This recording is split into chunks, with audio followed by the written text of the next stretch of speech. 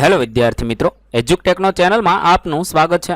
આજે આપણે શીખીશું ધોરણ 8 વિષય સામાજિક વિજ્ઞાન પાઠ 2 ભારતમાં બ્રિટિશ શાસન ઈસવીસન 1757 થી ઈસવીસન 1857 પાઠ 2 ના સ્વાધ્યાયના પ્રશ્નોના જવાબની અહીં આપણે સમજ મેળવીશું। તો ચાલો શીખીએ પાઠ 2 સ્વાધ્યાય।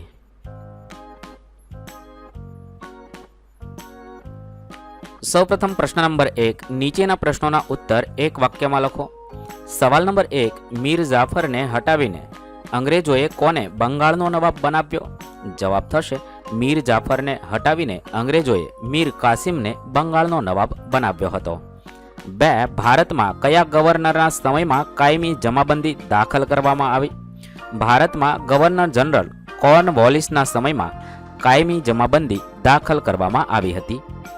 3, કયા યુદ્ધના વિજયથી અંગ્રેજોને બંગાળમાં મહેસૂલ ઉઘરાવવાની સત્તા મળી?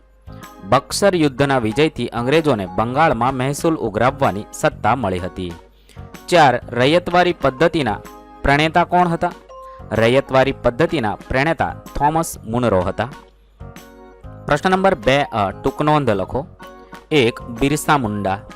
વિદ્યાર્થી મિત્રો, ટૂંકનોંધ લાંબી થવાને કારણે વિડીયો તમે પોઝ કરી જવાબ લખી શકો છો।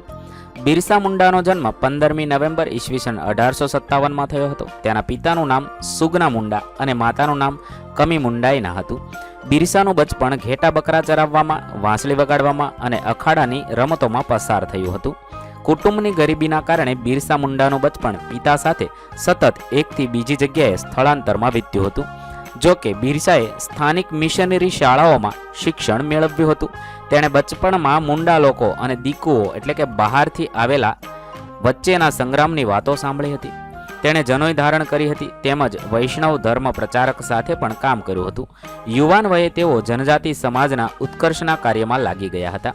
અંગ્રેજ સત્તાના હિમાયતી, શાહુકાર, જાગીરદાર, જમીનદાર દ્વારા આદિવાસીઓનું શોષણ ચરમસીમા પર પહોંચી ગયું હતું, જે વાતની ઊંડી અસર બિરસા પર થઈ હતી, જેના વિરોધમાં ઈસવીસન 1895માં વ્યાપક આંદોલન ઉલ ગુલાનનું નેતૃત્વ બિરસા મુંડાએ લીધું હતું। દક્ષિણ બિહારમાં છોટા નાગપુર વિસ્તારમાં લગભગ 400 ચોરસ માઇલના વિસ્તારમાં આ ચળવળનો પ્રભાવ હતો।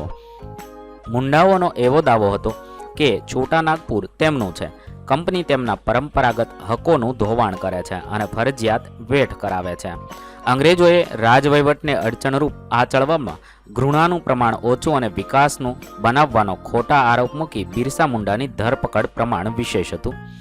ઈસવીસન 1895માં કરવામાં આવી।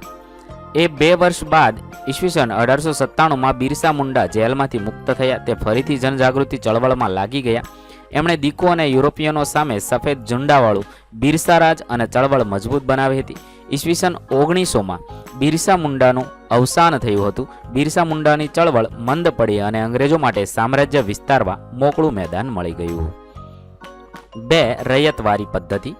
19મી સદીની શરૂઆતમાં ઈસવીસન 1820માં મુંબઈ અને મદ્રાસ એટલે કે ચેન્નઈ પ્રાંતોમાં રૈયતવારી પદ્ધતિ લાગુ કરવામાં આવી હતી। તેના પ્રણેતા થોમસ મુનરો હતા। તે સમયે તેઓએ ચેન્નઈ એટલે કે મદ્રાસના ગવર્નર હતા। આ પદ્ધતિમાં જમીન ખેડનારને જમીનનો માલિક બનાવવામાં આવ્યો હતો। સરકારની શરત મુજબ ખેડૂતે જમીન મહેસૂલ ચૂકવવાનું હતું। આ પ્રથાથી જમીનની માલિકી હકનો કોઈ ફાયદો ન હતો।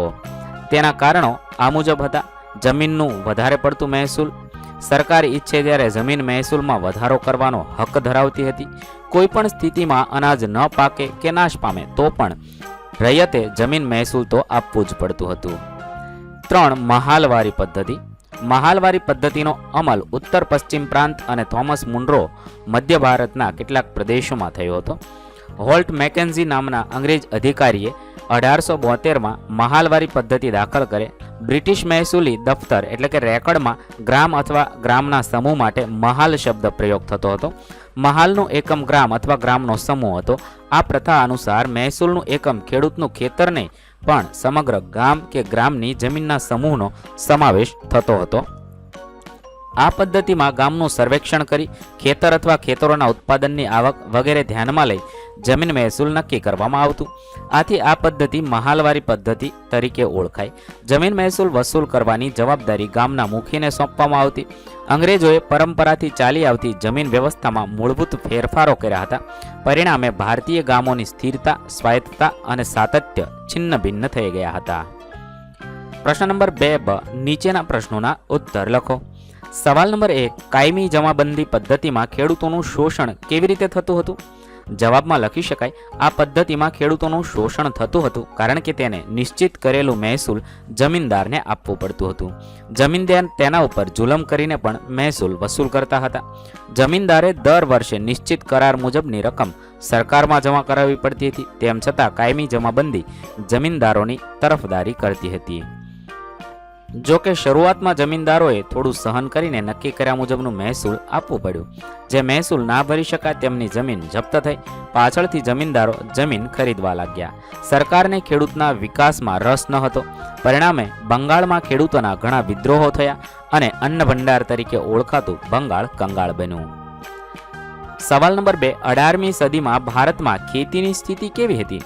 18મી સદીમાં ભારતમાં ખેતીની સ્થિતિ નીચે મુજબની હતી. તેની વિગતે અભ્યાસ કરીએ તો રેશમની ખેતી 18મી સદીના સમયગાળા દરમિયાન પ્રવૃત્તિ ઇંગ્લેન્ડમાં કાચું રેશમ, સ્પેન અને ઇટલીમાં આવતું હતું. જો દુનિયાના નકશાની મદદથી કેરેબિયન દેશોના બંગાળમાં થતું રેશમ હાથમાં આવી જાય તો બ્રિટનને સ્પેન અને ઇટલી ઉપર નિર્ભર રહેવું ના પડે. આથી કંપનીએ ગમે તેમ કરીને ખેડૂતો ઉપર જુલમ ગુજારીને પણ 19મી સદીના અંત સુધી ભારતમાંથી નિકાસ થતા રેશમ ઉપર પોતાની સત્તા સ્થાપી દીધી હતી.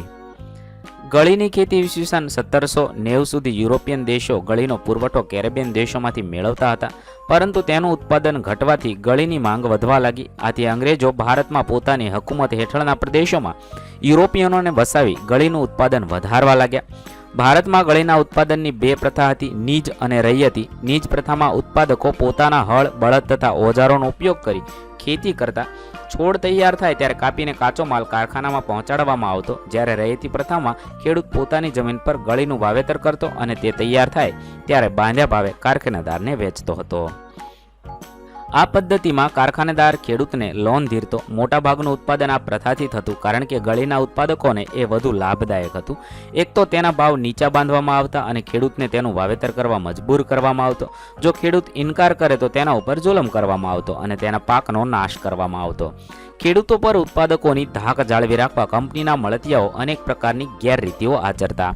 ખોટા હિસાબો રાખતા તેમજ ખેડૂત પાસે ફરજિયાત વાવેતર કરાવતા. કંપનીના શાસકો, તેના અમલદારો, ગળીના ઉત્પાદકો એકબીજા સાથે મળેલા હતા, એટલે ખેડૂતોની કોઈ જ ફરિયાદ સાંભળવામાં આવતી ન હતી. કપાસ અને અન્ય ખેતી કંપની ખેડૂતોને તે વખતે બજાર ભાવ કરતાં ઓછા ભાવે કપાસ વેચવા ફરજ પાડતી હતી. ખેડૂતોને કપાસના યોગ્ય ભાવ ન મળવાથી તેઓ પાયમાલ થવા લાગ્યા. આ સિવાય તે સમયે ભારતમાં શેરડી, ચા, અફીણ, મરી અને ગરમ મસાલા પણ મહત્વના વેપારીકો હતા. અંગ્રેજો આ પાકોને નીચા ભાવે ખરીદવા પોતાની રાજકીય સત્તાનો દુરુપયોગ કરતા હતા. ખેડૂતોને વાવેતર માટે અગાઉથી ધિરાણ આપવામાં આવતું. ખેડૂતો દેવાદાર બન્યા પછી તેમની પાસેથી નીચા ભાવે વેપારી પાકો ખરીદવામાં આવતા. આથી વેપારીઓને ભારે નફો મળતો અને ખેડૂતો વધુને વધુ ગરીબ બનતા હતા. 3, યુરોપિયન દેશમાં ભારતીય ગળીની માંગ કેમ વધવા લાગી? ગળી એ રંગકામમાં વપરાતું દ્રવ્ય હતું. તેનો છોડ ગરમ પ્રદેશોમાં થાય છે. તેની મોટી માંગ હતી. કાપડ ઉપર ભારતની ગળીનો રંગ ચમકતો હોય તે રીતે ઉપસતો હતો. આવો રંગ અન્ય ગળીથી ઉપસતો ન હતો. તેનો ઉપયોગ સુતરાઉ કાપડને રંગવામાં થતો. ઈસવીસન 1790 સુધી યુરોપીય દેશો ગળીનો પુરવઠો કેરેબિયન દેશોમાંથી મેળવતા હતા, પરંતુ તેનું ઉત્પાદન ઘટવાથી ભારતીય ગળીની માંગ વધવા લાગી હતી. 4, અંગ્રેજ શાસનમાં જનજાતિઓની પ્રવૃત્તિ વિશે જણાવો.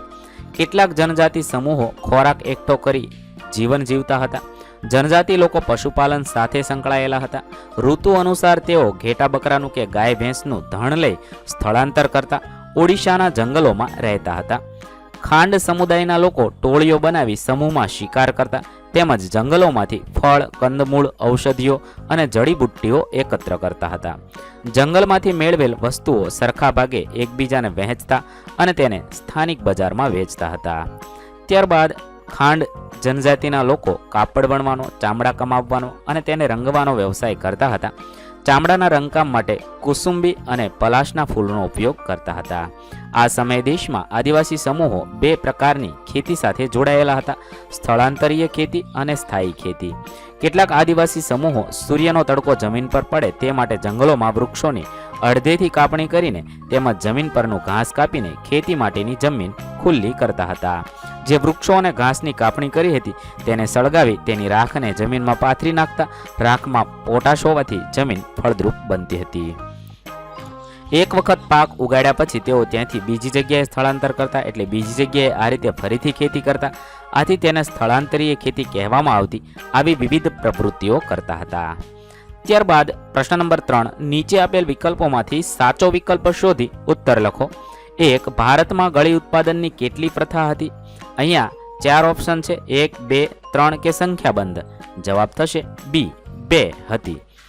સવાલ નંબર 2, ઈસવીસન 1820માં કયા 2 પ્રાંતોમાં રૈયતવારી પદ્ધતિ લાગુ કરવામાં આવી હતી? તેના માટે 4 ઓપ્શન છે. સાચો જવાબ થશે બી, મુંબઈ અને મદ્રાસ એટલે કે ચેન્નઈમાં રૈયતવારી પદ્ધતિ લાગુ કરવામાં આવી હતી. સવાલ નંબર 3, ઝારખંડ રાજ્યમાં હજારીબાગ આસપાસ કયા આદિવાસીઓનો સમૂહ રહેતો હતો? મુંડા, કોલ, સંથાલ કે કોયા? સાચો જવાબ થશે સી, સંથાલ. સવાલ નંબર 4, આદિવાસીઓ કોના નેતૃત્વમાં મુંડા રાજ સ્થાપિત કરવા ઈચ્છતા હતા? બિરસા મુંડા, ઠક્કર બાપા, જગતરામ દવે કે આમાંથી એકય નહીં?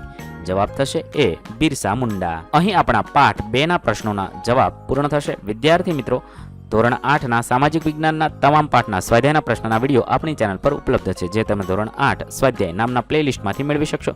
પ્લેલિસ્ટની લિંક વિડીયોના ડિસ્ક્રિપ્શનમાં આપેલી છે, તથા તમે PDF જોતી હોય તો આપણી એપ્લિકેશનમાંથી ડાઉનલોડ કરી શકશો. એપ્લિકેશનની લિંક પણ વિડીયોના ડિસ્ક્રિપ્શનમાં આપેલી છે. વિદ્યાર્થી મિત્રો, આપેલા વિડીયોની જો તમારે PDFની જરૂર હોય તો તમે આપણી એપ્લિકેશન સ્માર્ટ સાથી પરથી મેળવી શકશો. વિદ્યાર્થી મિત્રો, આપણી એપ્લિકેશન સ્માર્ટ સાથી પ્લે સ્ટોરમાં આવી ગઈ છે, જેની અંદર તમે બધા વિભાગ જોઈ શકો છો. તેની અંદર વિવિધ ધોરણ છે. ધોરણ ઉપર ક્લિક કરતાં વિવિધ વિષય ખુલશે.